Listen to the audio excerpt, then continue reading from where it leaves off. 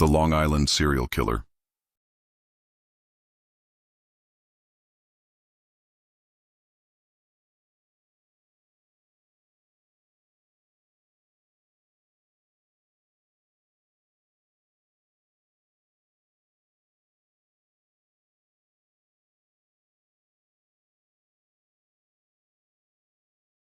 In July 2023, Rex Heuermann, a New York architect, was arrested and charged with the murders of Melissa Barthelemy, Megan Waterman, and Amber Lynn Costello. Police linked Heuermann to the crime through DNA evidence, phone records, and surveillance. He was also considered a suspect in the death of Maureen Brainerd Barnes. Heuermann has pleaded not guilty and is currently awaiting trial. Investigators continue to examine possible connections to other unsolved cases. The call that started it all. In the early hours of May 1, 2010, a desperate call was placed to 911 from a young woman named Shannon Gilbert. Her voice was frantic, pleading with the dispatcher. "These people are plotting to kill me." The dispatcher asked if she needed the police, but Shannon refused to provide a clear response. In a panic, she ran from the house in Oak Beach, where she had been working as an escort. She disappeared into the night, never to be seen alive again.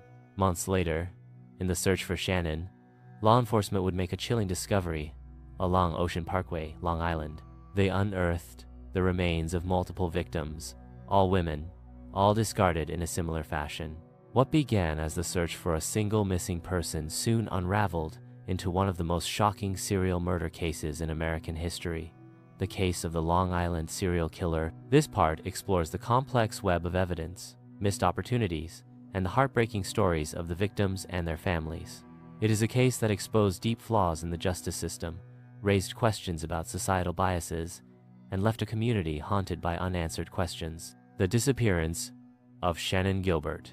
On the night of April 30, 2010, Shannon Gilbert arrived at a private residence in Oak Beach, Long Island, with her driver. She had been scheduled to meet a client.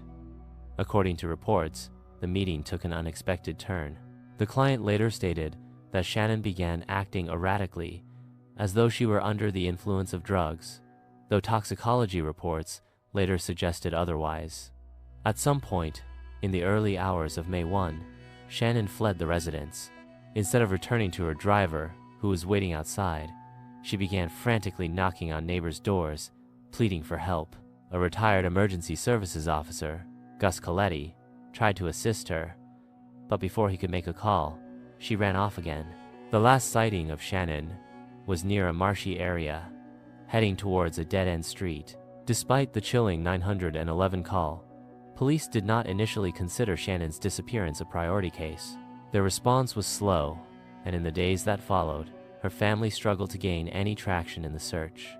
It wasn't until December 2010, nearly 7 months later, that the case took an unexpected and horrifying turn. During a routine search along Ocean Parkway, officers discovered human remains. To their shock, the remains were not Shannon's, but belonged to a different woman. Within days, 3 more bodies were found in close proximity. Investigators quickly realized they were dealing with a serial killer, or possibly multiple killers, who had been operating undetected for years. As the case gained national attention, law enforcement faced mounting criticism. The victims, most of whom were sex workers, had been largely overlooked until now. The discovery sparked public outrage and forced authorities to confront their own failings in investigating crimes against marginalized women. The question remained, was Shannon Gilbert another victim of the same killer, or was her disappearance a separate tragedy altogether? What began as the search for one missing woman had uncovered a much larger nightmare, one that would expose the dark underbelly of Long Island, the failures of law enforcement, and the brutal reality of how society values certain lives over others. A grim discovery on Ocean Parkway. As the cold winds swept through the desolate stretch of Ocean Parkway in December 2010, officers scoured the brush along the roadside, searching for any sign of Shannon Gilbert. Instead, what they found would send shockwaves through the Long Island community and beyond. The first body discovered was that of a woman wrapped in burlap, a detail that hinted at the killer's meticulous and methodical approach. Within days, more remains surfaced. By the time the search was complete, The bodies of 4 women had been uncovered, all in similar states of decomposition, all dumped in the same general area. The authorities had unwittingly stumbled upon what appeared to be a serial killer's dumping ground. The victims, later identified as Melissa Barthelemy, Megan Waterman, Maureen Brainerd Barnes, and Amber Lynn Costello, all shared striking similarities. They were young women, all in their 20s, all working as escorts, and all had gone missing under eerily similar circumstances. Their disappearances had been reported years apart, yet the close proximity of their remains suggested a single predator had been operating in the shadows for a significant period. As forensic teams worked tirelessly to examine the remains, the media caught wind of the gruesome discovery. News outlets flooded the area, eager to cover what was quickly becoming one of the most notorious serial murder cases in modern history. The phrase, Long Island serial killer, LISK, began circulating, marking the beginning of a national obsession with the case. But the questions remained. How had this killer managed to evade capture for so long? And more disturbingly, were there more victims yet to be found? The search efforts intensified, but instead of closure, what they found next would deepen the mystery and cast an even darker shadow over the investigation. The victims' society forgot. As the investigation into the Long Island serial killer unfolded, a harsh reality became evident. These women had been missing for years, and yet, little effort had been made to find them. The case highlighted the stark contrast in how society and law enforcement treat different types of victims. Most of the victims were young women who worked as escorts, advertising their services online. Their line of work placed them in a vulnerable position, where disappearances were often dismissed or ignored. Historically, cases involving wealthy or high-profile individuals have often received faster responses and broader media coverage. But for these women, there was no such urgency. According to interviews and public statements, some families described experiencing apathy when reporting their loved ones missing. In several cases, they were initially told their daughters would likely return on their own. Their pleas for help fell on deaf ears. It was only after the bodies were found that the world began to take notice. The media played a significant role in perpetuating this divide. Headlines often reduced the women to their professions rather than emphasizing their humanity. Instead of mourning their loss, news outlets questioned their lifestyles. "Prostitute found dead" became a common phrase, diminishing the value of these women's lives. The case of the Long Island serial killer became not just a criminal investigation, but a reflection of deep societal prejudices. The victims' families fought tirelessly to ensure their daughters were remembered as more than just statistics. They were daughters, sisters, and mothers, women who deserved justice, regardless of their pasts. The growing public outrage pressured authorities to take the case seriously. The voices of the forgotten were finally being heard, but the damage had already been done. The lack of action in the early days of their disappearances had allowed a killer to operate in the shadows for years, unchecked and unchallenged. The question remained, could earlier action from law enforcement have prevented further deaths? Some have argued that missed opportunities may have allowed the killer to continue operating undetected. Overlooked warnings. Could police have acted sooner? As investigators sifted through evidence, they uncovered a disturbing pattern. Several witnesses had reported suspicious activity long before the bodies were discovered. Calls had been made to law enforcement detailing strange encounters with an imposing man who fit the profile of the suspected killer. However, these reports were largely dismissed. Women working as escorts had warned each other about certain clients who exhibited disturbing behavior, yet their voices were ignored, written off as unreliable or unimportant. Even some locals had raised concerns about odd individuals lurking around Oak Beach, but law enforcement failed to act. If the police had taken these warnings seriously, could lives have been saved? The long shadow of scandal and mismanagement. As the investigation into the Long Island serial killer continued, serious concerns were raised about the handling of the case by local law enforcement. News reports and public statements from officials and family members pointed to missed leads, poor communication, and internal disputes that may have slowed progress. In one high-profile example, former Suffolk County Police Chief was later convicted of obstruction of justice, adding fuel to public suspicion of broader institutional failings. One of the most troubling chapters in the case involved former Suffolk County Police Chief, a man with a controversial history. At one point in the investigation, Local law enforcement resisted FBI involvement, a move that raised widespread suspicion and speculation about transparency within the department. Years later, he was convicted on charges of obstruction of justice and violating a suspect's civil rights. These events added fuel to public theories that the department's failings may have gone beyond simple missteps, raising the possibility of deeper systemic issues. Beyond questions of mismanagement, some in the community speculated whether a powerful figure might have been shielding the killer from accountability. The case had persisted for over a decade without any significant arrests, despite numerous potential leads. The failure to act on early warnings and witness testimonies fueled public suspicion that individuals in positions of influence could have interfered with the investigation intentionally or otherwise. The families of the victims, already suffering from the loss of their loved ones, they were forced to fight not only for justice, but also to be heard within a system that, for too long, overlooked their voices. Their frustration grew as more information surfaced, highlighting how inaction and missed opportunities had allowed the killer to remain at large for years. Despite these obstacles, public pressure continued to mount. As journalists, activists, and the victims' families demanded answers, the cracks in the system became impossible to ignore. Investigators working outside the core agencies began to push for transparency, determined to overcome the barriers that had long clouded the case. Would the truth finally come to light, or would the unanswered questions surrounding the investigation continue to obscure what really happened on Gilgo Beach? Hunting a ghost. The elusive killer. The search for the Long Island serial killer was riddled with frustration and dead ends. Investigators faced a shadowy adversary who left little forensic evidence behind and seemed to operate with an almost supernatural ability to evade capture. For over a decade, the identity of the killer remained a chilling mystery. One of the most perplexing aspects of the case was the killer's use of technology. Law enforcement discovered that several victims had received phone calls from a man who used burner phones, untraceable disposable devices that left minimal digital footprints. This suggested a killer who was methodical, intelligent, and familiar with law enforcement tactics. Despite the challenges, profilers began constructing a psychological profile of the suspect. Experts believed the killer was likely a white male in his 40s or 50s, highly intelligent, and possibly connected to law enforcement or security services. The way the bodies were carefully disposed of, wrapped in burlap, and placed in strategic locations, suggested someone who knew how to avoid detection.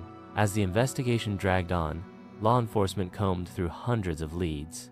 Some theorized that the killer could be a local resident with intimate knowledge of Long Island's geography. Others speculated that he might be someone in a position of power, someone who could manipulate the system and keep himself hidden in plain sight. The case was further complicated by the possibility of multiple killers. Some experts suggested that different victims might have been left by different perpetrators, using Gilgo Beach as a dumping ground. The presence of older remains, some dating back decades, hinted at the idea that this location had been a favored site for killers long before the first bodies were officially discovered. Years passed, and frustration mounted. The families of the victims felt abandoned by law enforcement, and the public grew restless. How could a killer remain hidden for so long in an era of advanced forensic science and surveillance? The lack of progress raised concerns about whether authorities had the necessary resources or focus to bring the case to a resolution. However, as the case remained open, technology was advancing. New forensic techniques, including genetic genealogy and digital tracking, were about to change the game. Would these innovations finally unmask the Long Island serial killer? Or would he remain a ghost in the shadows, forever haunting the shores of Gilgo Beach? The families who refused to be silent. As law enforcement struggled to make progress in the Long Island serial killer case, one group refused to let the investigation fade into obscurity. The families of the victims. For them, justice was not just about catching the killer.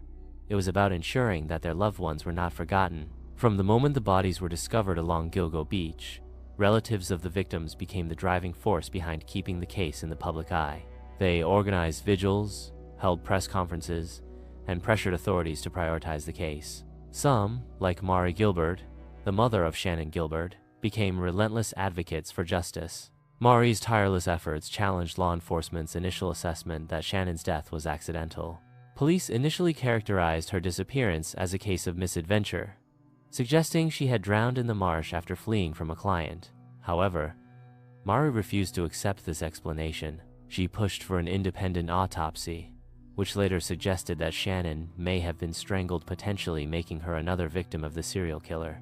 Other families of the victims publicly expressed frustration over the way they were treated by law enforcement. In their view, the victims were not treated with the urgency or dignity they deserved, largely because of their work as escorts. The families fought against the stigma, reminding the world that their loved ones were not just victims. They were daughters, sisters, and mothers who deserved justice. In addition to fighting for recognition, the families became advocates for change. They called for changes in how missing persons cases involving sex workers were handled, stating that had earlier reports been taken more seriously, some of the victims might still be alive. Their advocacy sparked a nationwide conversation about how the justice system responds to marginalized victims and the urgent need for reform. Despite the many roadblocks, their persistence led to renewed investigative efforts. The pressure they applied forced law enforcement to revisit evidence, and their relentless pursuit of answers kept the case from going cold. They were not just grieving families, they were warriors in a battle for justice that the system seemed reluctant to fight. Their efforts would eventually play a key role in keeping the investigation active, ensuring that the Long Island serial killer would not remain a ghost forever. Breakthrough: the arrest of Rex Heuermann. For years, the Long Island serial killer case remained unsolved, haunted by unanswered questions and a growing sense of frustration. But in July 2023, a major breakthrough finally shook the case wide open: the arrest of Rex Heuermann, a New York architect, as the prime suspect. The arrest came after an extensive reinvestigation using advanced forensic technology. Law enforcement utilized genetic genealogy, cell phone records, and surveillance footage to connect Heuermann to at least 3 of the Gilgo Beach murders. The evidence was damning. DNA recovered from the crime scenes matched material from Heuermann and his family, and phone data placed him in key locations tied to the victims. Authorities revealed that Heuermann had been living a seemingly normal life in Massapequa Park, just miles from where the bodies had been found. His background, a married father and a respected architect, made the revelations all the more chilling. The image of a methodical, calculating predator hiding in plain sight sent shockwaves through the community. Investigators disclosed details of Heuermann's disturbing behaviors, including his obsessive interest in the case and his history of searching violent and sadistic content online. They also uncovered burner phones used to contact victims, a tactic that had helped the killer evade capture for so long. The arrest reignited public interest and brought a renewed sense of hope to the victims' families. Many of them had waited over a decade for answers, and for the first time, there was a real possibility of justice being served. However, some questions remained. Was Heuermann responsible for all the victims? Or could there still be other killers out there? As the case against Heuermann moved forward, authorities promised to continue investigating additional remains found along Gilgo Beach. The arrest was a monumental step, but it was far from the end of the story. The full truth behind the Long Island serial killer case was still unfolding, and the fight for justice was far from over. Is he the only one? The multiple killer theory? With the arrest of Rex Heuermann, the Long Island serial killer case seemed closer to being solved than ever before. But as investigators combed through the evidence, a disturbing question emerged. Was Heuermann the sole perpetrator, or were there multiple killers at work along Gilgo Beach? For years, experts and criminal profilers had debated whether the varying conditions of the bodies, differing patterns of disposal, and discrepancies in the victims' backgrounds pointed to more than one individual committing these crimes. Some remains had been dismembered, while others were left intact. Some victims had been missing for years before their remains were found, while others had disappeared within a much shorter time frame. One of the most compelling theories suggested that Gilgo Beach was a dumping ground for more than one predator. The nature of the area, remote, isolated, and difficult to patrol, made it an ideal location for criminals to dispose of bodies without immediate detection. Several serial killers in history had been known to exploit such locations, leading some to believe that Long Island had become a hunting ground for multiple murderers. Adding to the mystery was the presence of unidentified victims. Some remains dated back decades, suggesting that whoever was responsible had been operating for far longer than initially thought. If Heuermann was indeed the killer, had he been active for that long? Or had someone else used the same area to hide their crimes? Even law enforcement officials did not rule out the possibility of multiple perpetrators. investigators continued to work through forensic evidence, DNA testing, and digital records to determine if Heuermann was responsible for all the known victims, or if another killer or killers was still out there. For the families of the victims, this theory brought both hope and renewed fear. If Heuermann was only responsible for some of the murders, that meant justice was still far from complete. The thought that other predators might still be at large haunted the community, pushing investigators to dig even deeper. As the case moved forward, the question remained: was Rex Heuermann the sole mastermind behind the horrors of Gilgo Beach, or had multiple killers taken advantage of a system that had failed for so long? The role of technology in catching the killer. As the case against Rex Heuermann developed, it became evident that advancements in forensic science and digital investigation had played a pivotal role in identifying and arresting him. Without the breakthroughs in DNA technology, cell phone tracking, and digital forensics, the Long Island serial killer might have remained at large indefinitely. One of the most crucial elements in linking Heuermann to the crimes was genetic genealogy. By using DNA evidence collected from the crime scenes, investigators were able to match familial connections that ultimately led to Heuermann. This method, which had gained prominence in solving cases like the Golden State Killer, allowed law enforcement to build an extensive genetic profile that led directly to the suspect. Cell phone tracking was another major factor in the investigation. Records revealed that the killer had used burner phones to contact his victims, a tactic meant to evade detection. However, modern analytical techniques allowed authorities to trace these phones back to locations associated with Heuermann, placing him near crime scenes and proving his connection to the victims. Surveillance footage and digital footprints also played an integral role. Investigators combed through hours of traffic camera footage, ATM transactions, and online activities to build a case against Heuermann. His history of disturbing online searches and behavior further painted the picture of a calculated predator who had taken extensive measures to cover his tracks. With the rapid advancements in technology, law enforcement agencies around the world have gained unprecedented tools to solve cold cases. The Long Island serial killer case became a testament to how forensic science and digital investigation can bring long overdue justice, even in cases that seemed unsolvable for years. However, as technology continues to evolve, so do the tactics of criminals. The question remains: how many killers are still out there, waiting to be caught by the next breakthrough in forensic science? The psychology of a serial offender. The Long Island serial killer case not only revealed deep failures within law enforcement, but also offered a chilling look into the possible psychology of the person responsible. Understanding the mind of a serial killer is crucial for predicting behaviors, identifying patterns, and preventing future crimes. Criminal profilers believe that serial killers often share common traits: a lack of empathy, a need for control, and a compulsion to kill. Many, including suspects in this case, have been described as leading double lives appearing normal to their families and communities, while harboring a darker, hidden existence. One of the defining characteristics attributed to the Long Island serial killer is meticulous planning. The killer appeared to select vulnerable victims, operated in areas with limited oversight, and used untraceable burner phones to lure targets. This level of planning suggests a highly intelligent and calculating individual who understood how to evade detection. Many forensic psychologists argue that serial predators can develop a sense of superiority over law enforcement, believing they are too clever to be caught. But this overconfidence can also lead to mistakes, such as revisiting crime scenes or engaging in risky online behavior that may eventually expose them. The case also highlights how serial predators often exploit societal blind spots, targeting victims who are less likely to receive attention from law enforcement or the media. These offenders rely on the perception that their victims won't be missed, manipulating the invisibility of marginalized communities to their advantage. While the arrest of Rex Heuermann brought renewed attention and raised hope for justice, many questions remain.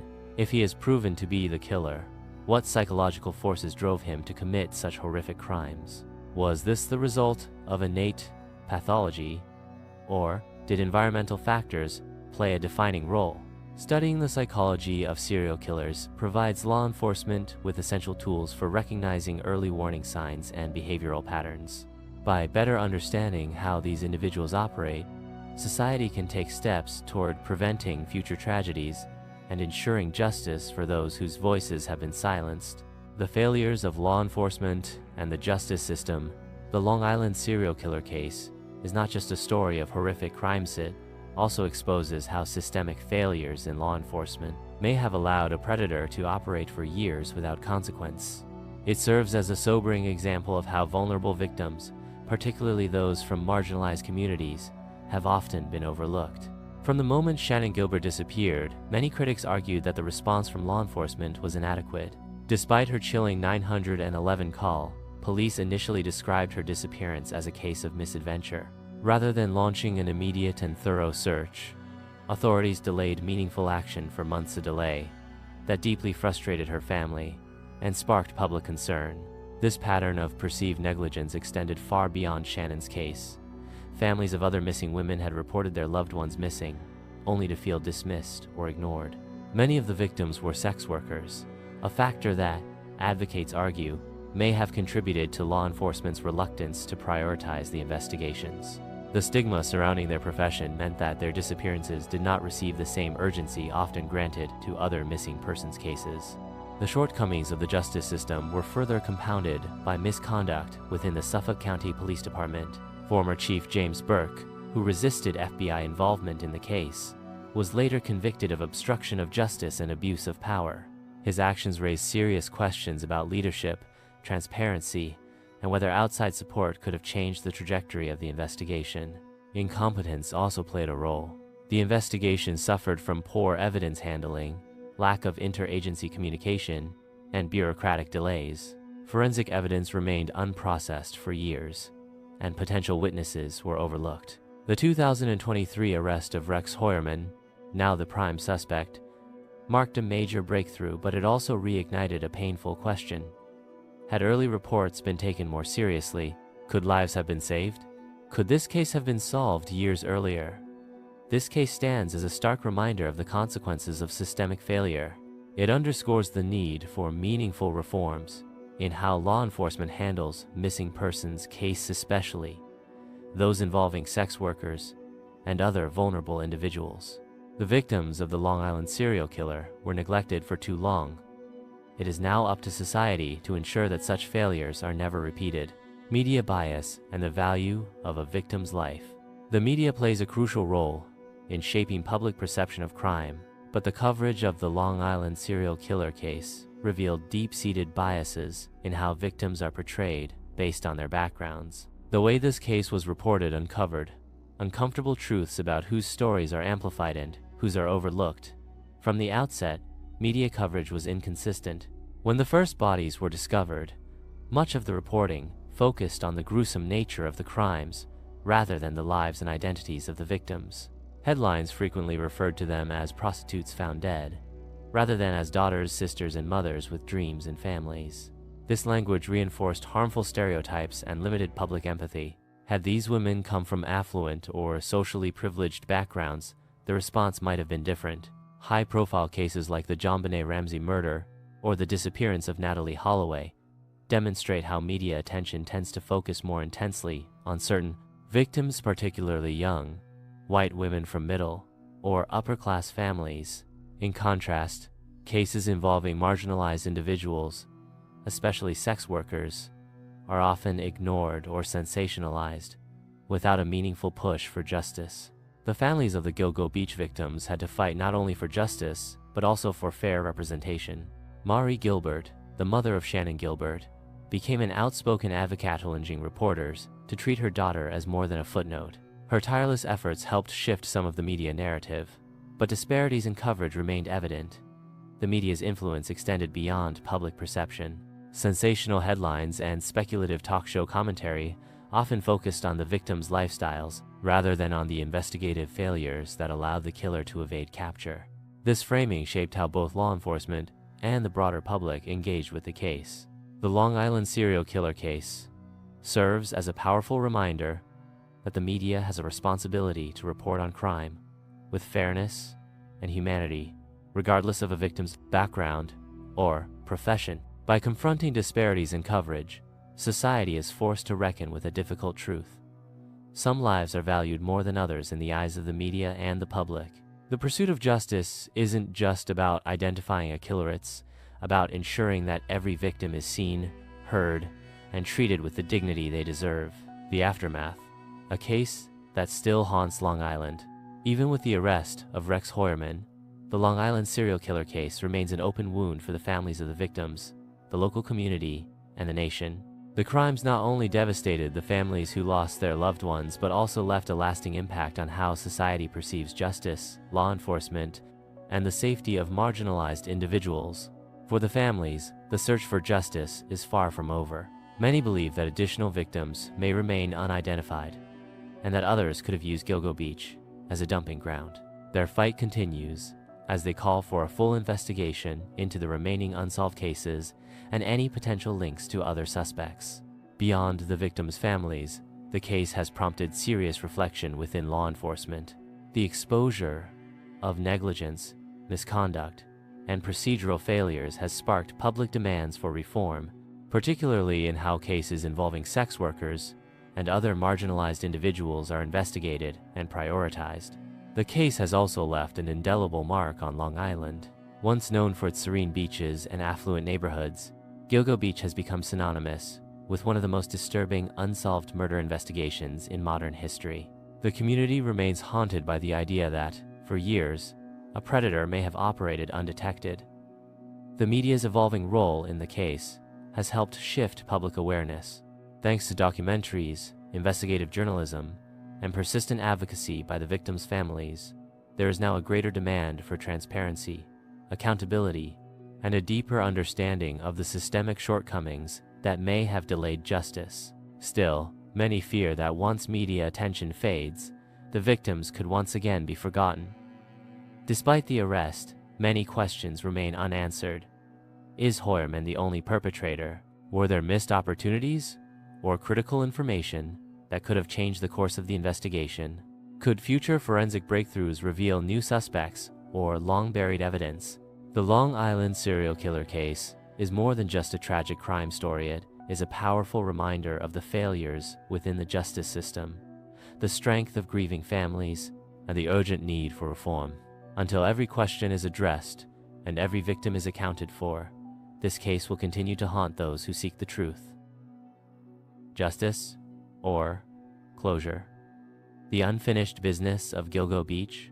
The arrest of Rex Heuermann brought a sense of relief and vindication to the families of the victims. But it did not erase the years of pain, injustice, and unanswered questions that continue to linger over the Long Island serial killer case. For some, the arrest offered a path toward justice and opportunity for the legal system to hold someone accountable. Yet, for many others, justice and closure are not the same. While Heuermann awaits trial, questions persist.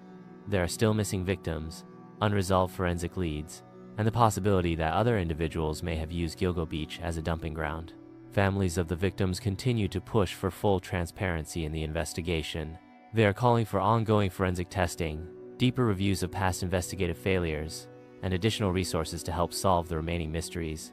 Their fight is not only for the women who have already been found, but for those who may still be out there, waiting to be identified, waiting for their stories to be told. The case also raises broader questions about societal responsibility. Have the necessary reforms been implemented to ensure that missing persons cases, particularly those involving sex workers and marginalized individuals, are taken seriously? Has law enforcement learned from past mistakes, or do the same patterns of neglect and bias persist? Beyond law enforcement, the public plays a critical role in demanding justice. The media's evolving coverage of the case, from early sensationalism to more thoughtful investigative reporting, shows that public narratives are shifting. Still, more work is needed to challenge deep-rooted biases and ensure that all victims are treated with equal value and dignity. As the Long Island serial killer case continues through the courts and investigative channels, it remains a haunting reminder of the justice system's shortcomings, the strength of grieving families, and the unrelenting pursuit of truth. Until every victim is identified, every unanswered question is addressed, and every credible lead is thoroughly investigated, the story of Gilgo Beach will remain an unfinished chapter in the long fight for justice. The question remains, will this case ever truly be closed, or will it endure as a warning, a lesson, and a tragedy that continues to echo through time? Justice is more than a name.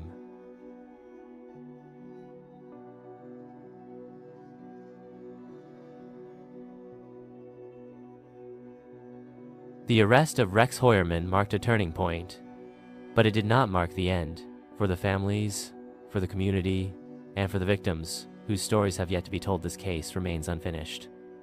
Justice isn't only about courtrooms and convictions, it's about visibility, about listening, about making sure that no one, and no matter their background, profession, or circumstances, ever treated as disposable. The Gilgo Beach murders revealed deep cracks in the system, but they also revealed something else: the power of truth, persistence, and the voices that refuse to be silenced. As the investigation continues and the trial unfolds, one question remains: will we finally find justice or just closure? Some victims still remain unidentified. What does justice look like in a case like this? Let us know in the comments below, and don't forget to subscribe if you want to follow this story as it continues to unfold. Presumed innocent until proven guilty in a court of law, in memory of the lives lost.